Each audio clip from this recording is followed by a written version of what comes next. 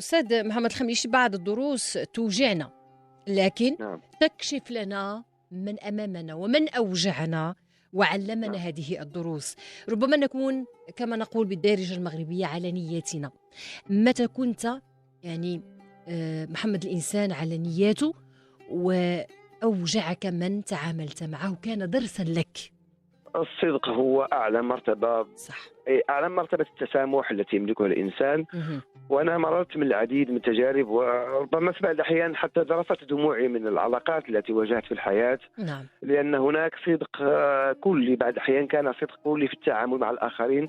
أسباب هذه التعاملات حس أن بعض الأشياء التي مرت علي لم أجد من ينصحني إليها ولم أجد من يرشدني إليها.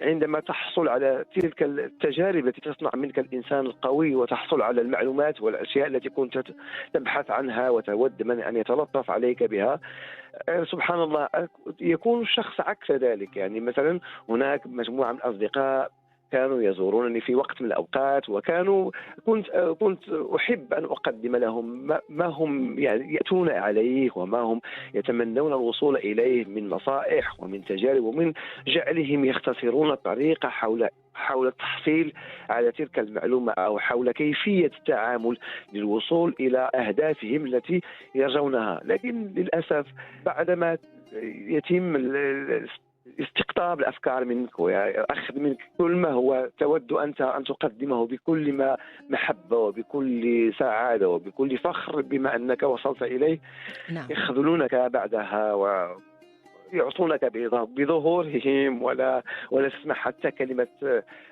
تشفي غليلك من ما قدمته لهم طيلة سنوات. وفي بعض الأحيان والأخطر من ذلك تجدهم هم مقربين من